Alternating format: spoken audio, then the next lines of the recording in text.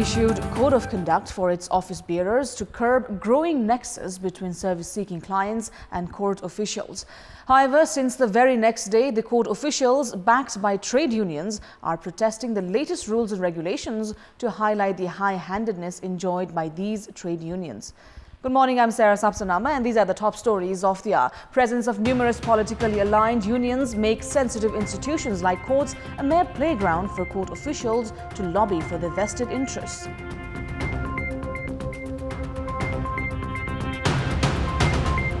President Vidya Devi Bhandari scheduled to attend the second Belt and Road Initiative Summit today. President Bhandari to address the second session of the inaugural summit. US President Donald Trump sets eyes on a new foreign policy prize of a grand nuclear deal with Russia and China, sees it as a potential signature foreign policy achievement. And Rajasthan Royals keep their hopes alive of reaching the playoffs, defeating Kolkata Knight Riders by 3 wickets.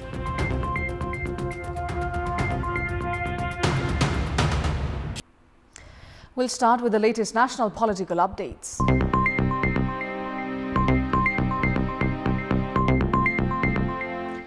Judicial units across the country, including the Supreme Court, has been the latest institution mired in employee unions' high-handedness.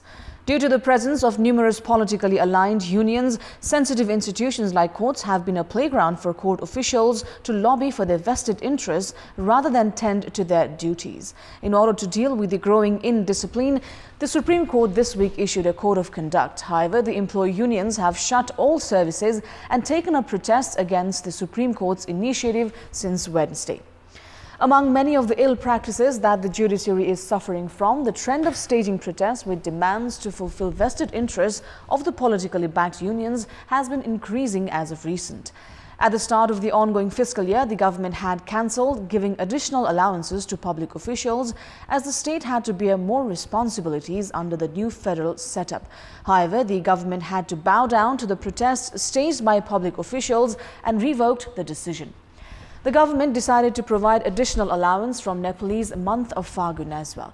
The officials, meanwhile, have demanded the government provide allowances from the month of Shravan itself.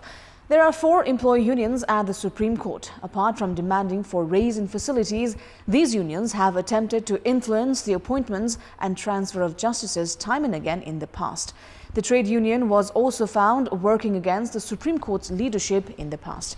Experts are of the view if this culture is not controlled at the earliest, it might invite bigger problems in the judiciary in future. In addition to the monthly salaries, the government provides provident fund and insurance facilities, among others. However, the officials now staging protests demanding allowances for works they have not done can be deemed as height of anarchy. President Vidya Devi Bhandari, who is currently in an official visit to China, is to participate in the inaugural event of the Belt and Road Initiative Forum today. President Bhandari is scheduled to attend the first session along with other high-level leaders, which will be addressed by Chinese President Xi Jinping. President Bhandari will then address the forum herself in the second session. Likewise, President Bhandari is to attend a roundtable discussion under the same summit tomorrow. She had held a meeting with the governor of Shanxi province, Liu Kochong, yesterday. President Bhandari and her team had also visited the World Heritage Site Terracotta Warriors yesterday. As per the schedule provided by the Nepalese embassy to China, President Bhandari is scheduled to meet her Chinese counterpart on Monday next week before returning home on 2nd of May. Now, it has been 3 years since the government started the practice of releasing the annual budget a month and a half earlier to expedite the use of development budget. However, the concerned authorities have neither been able to make use of the budget as planned, nor the haphazard use of budget during the 11th hour for namesake use stopped. With less than 3 months remaining for the new fiscal year to begin, the government has not been able to use more than 1.13 trillion rupees out of the total development budget of 3.14 trillion rupees as of yet. Based on an estimate, the government bodies will need to spend 7 billion rupees on a daily basis for the next 1.5 months to make use of the budget allocated for development projects. The amount spent so far is around 36% of the total development budget, which signifies the sluggishness of government authorities in undertaking development works. In the previous fiscal year, the government could only spend 2.70 trillion rupees out of 3.35 trillion rupees allocated for development works. Based on the schedule of the Finance Ministry, all government units should close their accounts 5 days ahead of the new fiscal year. However, the 53rd report of the Auditor General has revealed the government spent 1.17 trillion rupees in the last week of the previous fiscal year to raise the budget to 81%. The government's intention behind announcing budget a month and a half ahead of the new fiscal year was to increase capital expenditure to expedite development works. However, even with the new constitutional provision, the government was only able to spend 66% of the total development budget since introducing the new practice. The trend of haphazard spending in the last month of the fiscal year has continued unabated.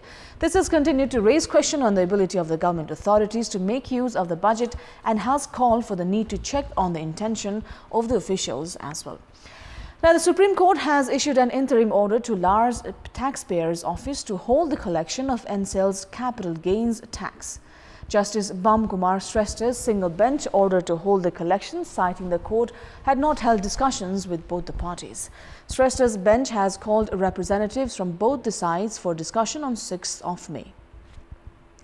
The Lar's Taxpayers Office had determined NSEL's capital gains taxes at 62.63 billion rupees, which included the late fines. As NSEL had already submitted 23.57 billion rupees, the Lar's Taxpayers Office had sent an official letter to NSEL demanding for the remaining sum of 39.60 billion rupees within a week. NSEL had filed a writ on Monday this week against the directive of the Lar's Taxpayers Office. On 6th of February earlier this year, the Supreme Court bench led by Chief Justice Cholendra Samsher Rana had clarified that NSEL was liable to the capital gains tax and had ordered the Lar's Taxpayers Office to determine the taxable amount.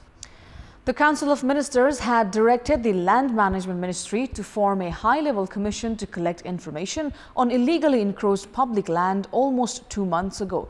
However, the ministry has not paid any heed towards the formation of the commission, giving the encroachers leeway.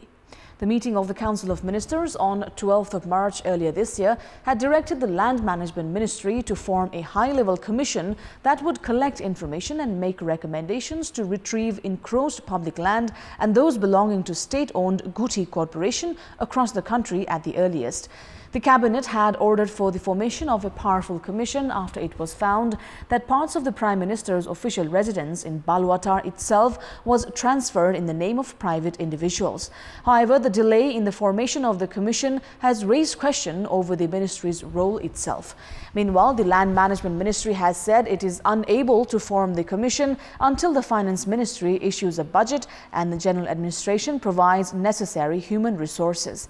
Land Management Minister Padma Aryal has said the need to coordinate and take permissions from various ministries has caused the delay. If the government fails to control the expanding nexus of land mafia, the encroachment of public land will continue unabated. Time now for our segment Public Pulse, where you text us with your opinion. Public Pulse. And your question is, what's your take on court officials demanding extra allowance for works they have not executed? Your options are A, ill practice, B, due to political protection, and C, result of low income. The voting is on. Type NEWS, select your option A, B or C and send it to 34001 to share your opinion with us. And now, before we wrap up, here's a look at the top stories once again. Presence of numerous politically aligned unions make sensitive institutions like courts a mere playground for court officials to lobby for their vested interests.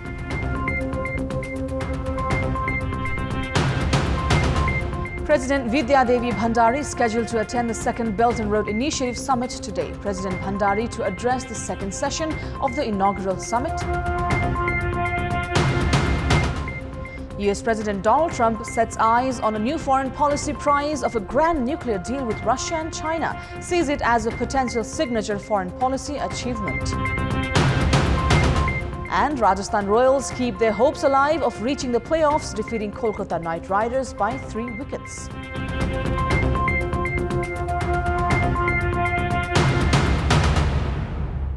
And those are our latest headlines. Thank you for watching. Bye for now.